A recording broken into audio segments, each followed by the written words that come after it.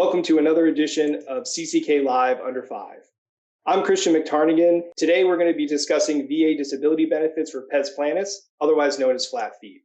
It's a common foot deformity in which the arch of the foot is flattened to the point where it touches or nearly touches the ground. So most feet do have a little bit of an arch. This would be a foot that doesn't have any arch. So when the ligaments and tendons from the lower leg and from the foot doesn't properly pull the bottom of the foot into an arch, it results in flat feet.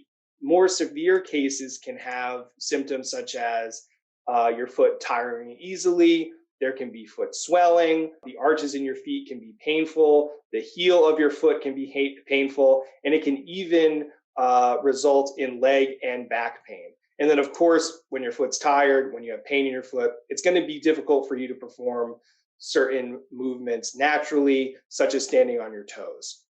Oftentimes, a veteran's service can create the development of flat feet.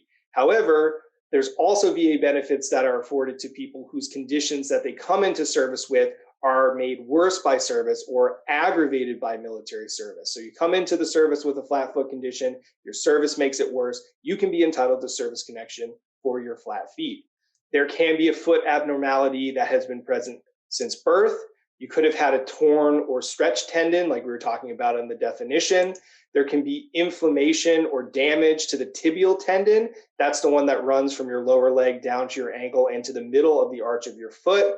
You could also have had a dislocated or broken bone in your leg or foot.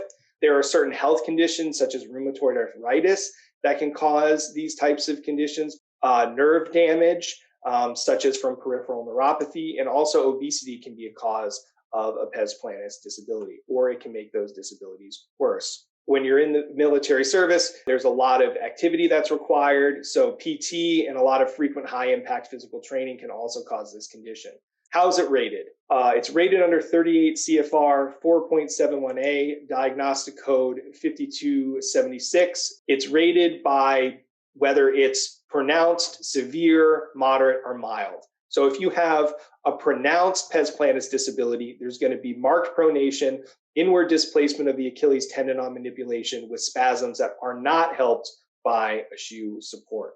So veterans with pronounced bilateral feet disability, so bilateral, both are rated at a 50, and with pronounced unilateral, so left or right, you're going to get a 30. A severe rating is evidenced by clear deformity of the foot, pain upon use or manipulation, swelling occurring on use, and callosities, so calluses. So bilaterally severe, you're going to get a 30. Unilaterally severe, you're going to get a 20.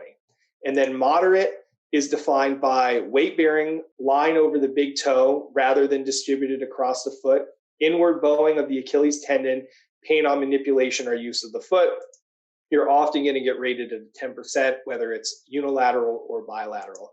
And then mild, where you're able to find relief through arch supports, you're going to get a non-compensable or 0% rating. You will still be service connected, but you're not going to get any compensation for that specific disability. You can get secondary service connection for Pes Planus just like any other disability in VA law.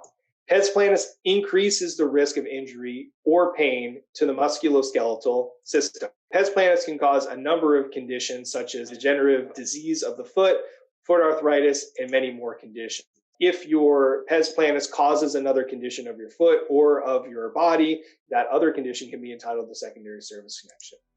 Thanks for tuning in, and don't forget to follow us on Facebook, YouTube, Instagram, and Twitter for the latest news.